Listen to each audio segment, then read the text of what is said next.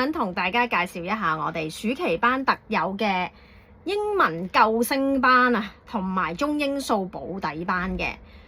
講到呢，點解我哋會有個救星班，好似好勁咁樣呢？喂，就係要救大家嘅英文啊！咁咧有啲同學仔咧，各樣原因啊，無論你係新移民啦，或者係因為之前疫情而打底打得唔好啦，即係因為之前好多 Zoom 嘅堂啊嘛，咁跟住啲同學仔好似冇上過堂咁，又或者可能因為香港嘅教育咧實在教得太快，吸收唔切嘅話咧，咁以至到有啲同學仔一路升上去嘅時候，覺得英文越嚟越難，啲同學仔好驚英文。咁好唔緊要，咁其實咧真係有得救㗎，只不過係大家願唔願意花多啲時間去處理佢。平日咧，大家返學嘅時候咧，真係好難抽時間。一個禮拜一堂嘅英文咧，其實好似已經上進咗咁樣，但係咧其實又點夠咧？大家你諗下，即係你要學新嘢，但係舊底嗰啲嘢又唔得。咁暑假有時間啦，唔好淨係走去玩啊，去晒旅行啊。咁我哋真係好希望呢個暑假咧可以救大家嘅英文科，同埋補翻底中英數嘅。先講英文救星班先啦。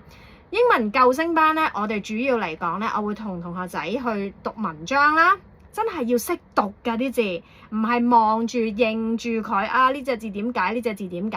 咁你就好快會唔記得晒啲嘢。所以我哋要求18堂嘅課堂，一個禮拜3堂啊嚇。如果大家返唔晒唔緊要，同我哋同事夾邊一日要去旅行，我哋可以扣起嗰堂嘅。咁當然你返晒18堂，其實就會再抵啲啦，我哋會有優惠啦咁樣。咁但係無論點都好，你嘅英文係要處理，一係閱讀。咁啊，先至會入腦嘅，咁有故事 base 嘅。二，跟住再學生字，將喺個故事裏面剔起嗰啲生字，要記解釋，要識串嘅，要識默嘅，要識解嘅。咁第三咧就係學文法啦。咁文法咧就會係建構咗，讓你可以第時作文係有用嘅。做嗰啲 grammar 卷咧，你就可以咧得心應手嘅。咁好啦，呢個班係 for 咩年紀咧？升3至4年班有一個班，升5、6年班係有一個班嘅。升3、4年班嗰個班咧，我哋會主要嚟講咧，會多少少係着重咗簡單現在式嘅。咁過去式咧會有少少會涉獵，但係咧我哋會比較多着重一啲基礎嘅嘢，同埋現在進行式都會。5、6年班嗰啲咧就好多都會去處理㗎啦。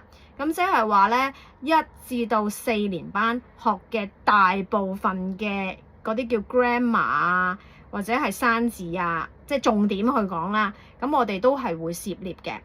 咁好啦，英文我哋講咗啦。咁然之後有一個班咧叫做中英數保底班。咁其實同救星班有咩分別咧？咁樣嗱，首先人哋係中英數啊嘛，即係3科都包啦。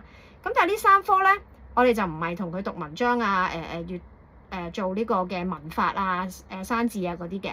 我哋係攞翻佢舊嘅書，即係為啱呢一年2025年嘅9月至到2026年嘅6月，你學過嗰堆嘢，我哋就同你打底，然之後先至去再做補充練習嘅，都會有補充練習做，但係要打咗個底先咯，即係嗰啲生字要識默啦，數學嗰啲概念處理翻啦，中文嗰啲咧，即係抄翻晒啲作業出嚟望一次啦，睇一次啲文法啦，點樣做啦咁樣。呢個班咧，我哋上年都有做噶啦，不嬲咧，即係幾年都係好受歡迎嘅，啲家長好想佢哋咧重新學一次，所以你見到我哋咧嗰個單張寫住歡迎金魚記憶嘅你去參加，啲同學仔考完下學期嘅試，上學期嗰啲知識已經係唔記得咗噶啦，咁所以我哋就想同同學仔溫一次全年嘅嘢。